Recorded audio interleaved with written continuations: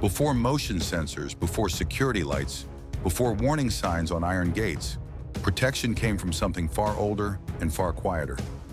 In the early hours of the Italian countryside, safety was defined not by noise or aggression, but by presence. A single figure standing still at the edge of a homestead, watching, waiting, deciding. This is where the story of the Cane Corso guardian dog truly begins. For thousands of years, long before the breed was ever questioned in modern neighborhoods, the Cane Corso existed for one purpose: to guard what mattered most. Not to chase, not to attack recklessly, but to protect calmly, deliberately, and only when necessary. That purpose shaped every aspect of its body, its temperament, and its relationship with humans.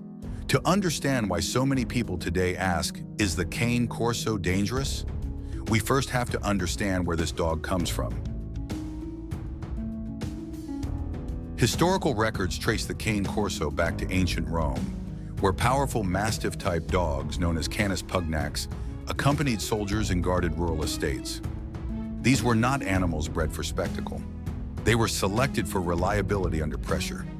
Roman households and farmers depended on dogs that could remain composed in chaotic environments, dogs that could assess a threat without panic, and respond without hesitation when the moment truly demanded it. Over centuries, that role continued across southern Italy. As empires fell and borders changed, the Cane Corso remained a working guardian. It lived alongside farming families, protecting livestock from predators, watching over children as adults labored in the fields, and standing between isolated homes and the unknown. There were no fences to hide behind, no authorities nearby to call. The dog itself was the line of defense, and that responsibility demanded something rare. Physically, the Cane Corso reflects this history with striking clarity. A broad chest built for strength and endurance, dense muscle over a solid skeletal frame, a square, commanding head that communicates confidence without movement. But what defines the breed most is not its size, it is its composure. The eyes are steady, focused, always aware of the environment, yet never frantic. This calm presence is often misunderstood.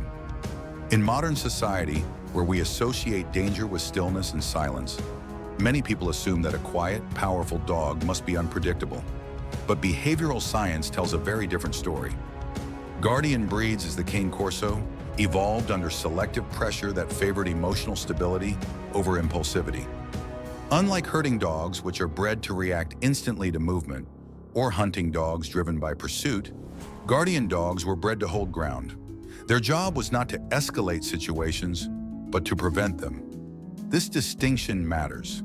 The Cane Corso temperament is defined by delayed response and threat assessment. Studies of livestock, guardian, and estate guardian breeds consistently show lower baseline reactivity compared to many working dogs. In practical terms, this means the Cane Corso is less likely to respond to harmless stimuli and more likely to conserve energy until a genuine threat is identified.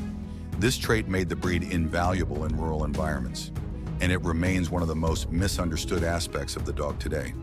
Because when people unfamiliar with guardian breeds encounter a Cane Corso, they often expect noise, barking, posturing, aggression. Instead, they are met with silence. A dog that stands motionless, observing, measuring, deciding, and silence can be unsettling. This is why the phrase, Cane Corso guardian dog, carries such weight in modern conversations. The breed does not seek conflict, yet it communicates clearly that boundaries exist.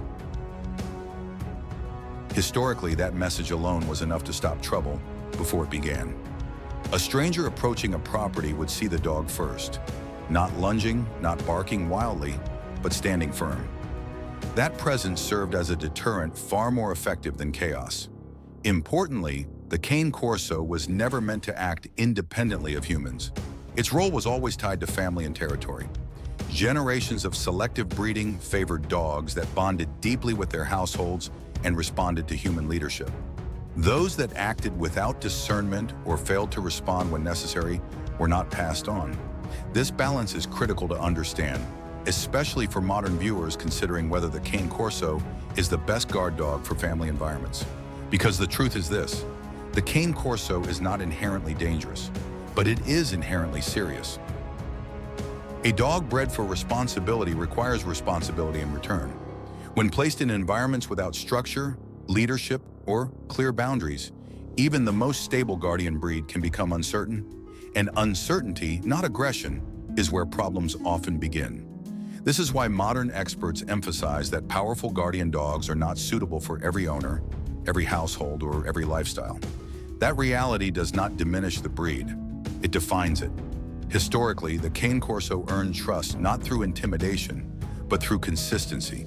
Families relied on these dogs because they were predictable under pressure, calm around children, reserved with strangers, loyal without being reactive. Their strength existed as a safeguard, not a threat. This is why conversations centered solely on whether the Cane Corso is dangerous missed the point entirely. Danger was never the breed's purpose. Protection was. And protection, at its highest level, is quiet. As you watch this story unfold, it's worth reflecting on a simple question, one that shaped the Cane Corso for centuries and still matters today. Should power exist for display or for duty? If you're watching as someone curious about guardian breeds, responsible dog ownership, or the true nature of protection dogs, take a moment to consider this history, because understanding where the Cane Corso comes from is the first step toward understanding what it truly is and what it should never be. And if this perspective challenges what you thought you knew about guardian dogs, stay with us. The story of the Cane Corso is not about fear, it is about restraint. And restraint, when guided by responsible humans, is one of the most powerful traits any animal can possess. Few questions follow a powerful dog as relentlessly as this one. Is the Cane Corso dangerous? It's a question driven by headlines, short clips stripped of context, and a modern tendency to confuse strength with instability.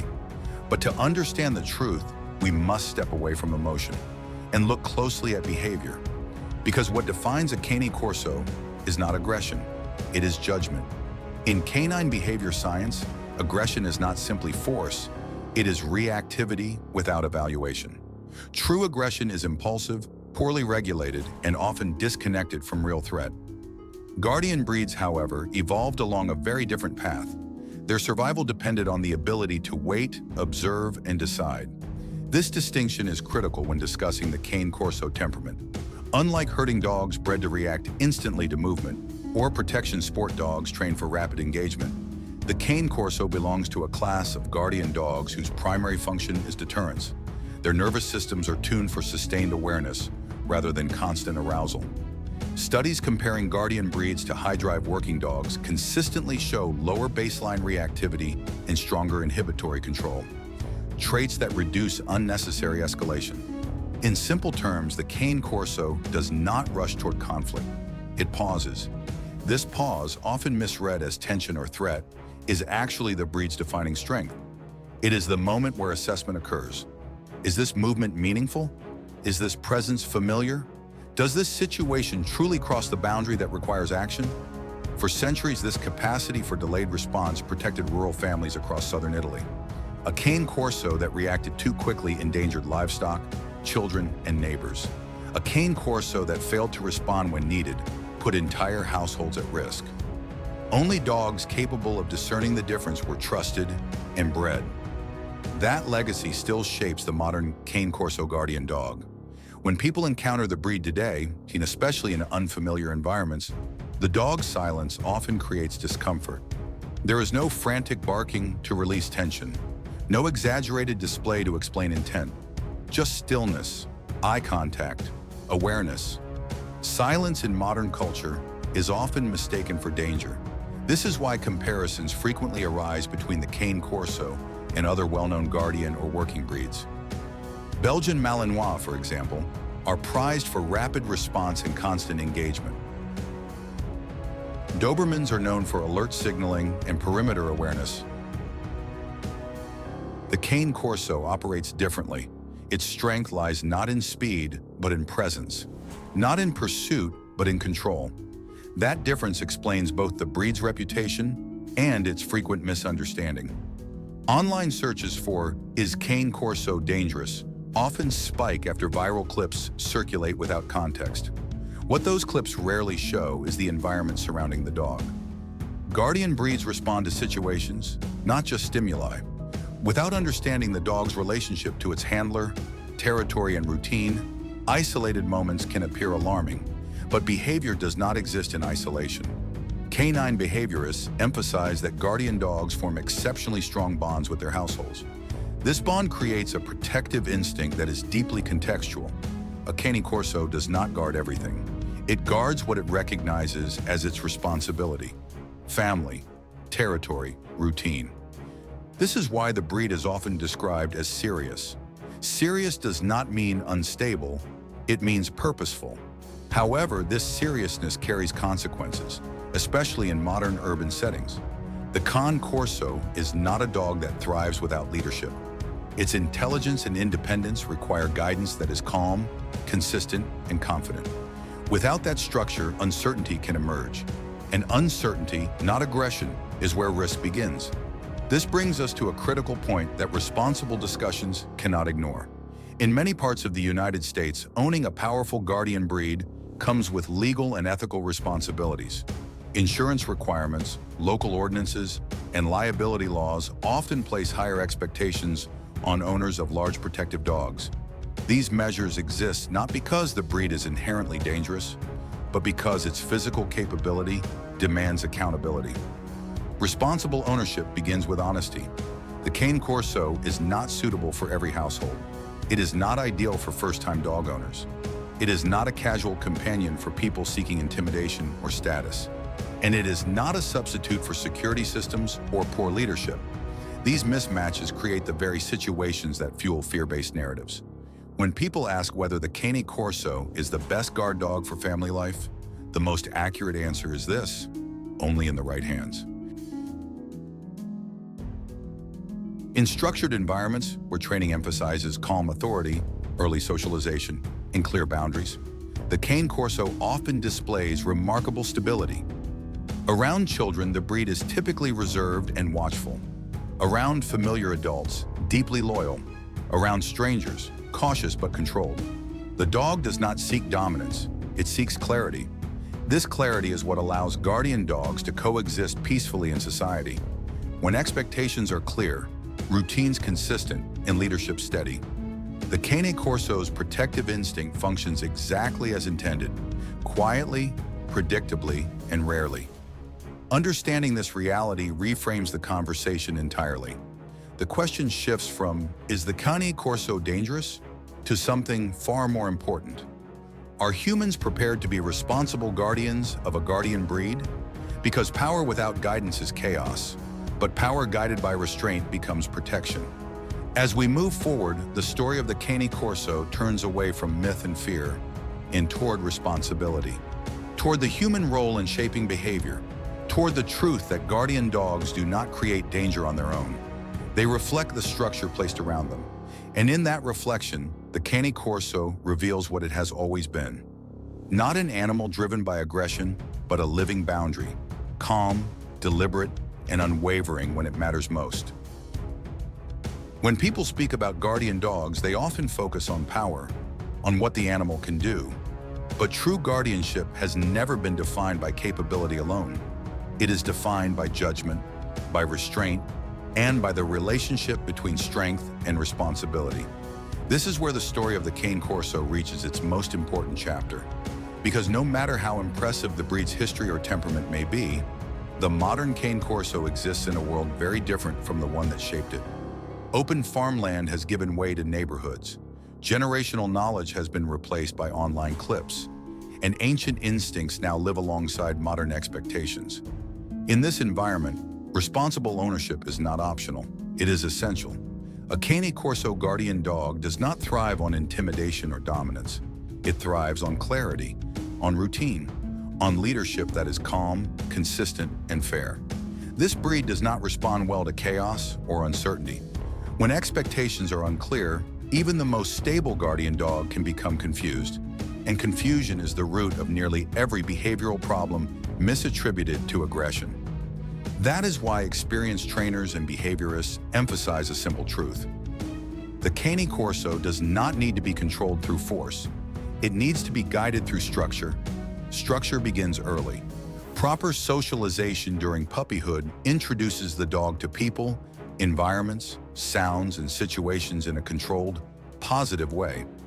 This does not dilute the dog's protective instinct, it refines it. A well-socialized Cane Corso learns the difference between normal human activity and genuine threat. It learns what belongs and what does not.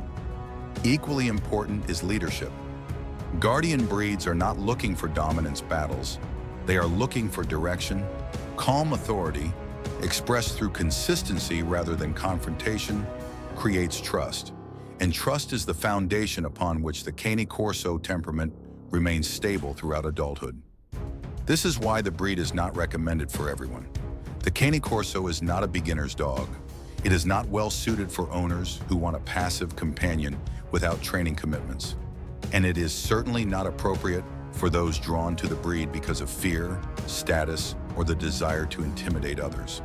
These motivations run counter to the very qualities that make the Cane Corso reliable. When people ask whether the Cane Corso is the best guard dog for family life, the most honest answer remains unchanged. Only when the family is prepared for the responsibility that comes with guardianship. In the right environment, the Cane Corso often reveals a side that surprises even skeptics. Around children, the breed is typically reserved and watchful rather than reactive. Movements are measured. Boundaries are respected. Many longtime owners describe the dog not as a constant protector, but as a quiet presence, always aware, rarely intrusive. This behavior reflects centuries of selective breeding. The Cane Corso becomes what it was always meant to be. Not a threat, but a safeguard.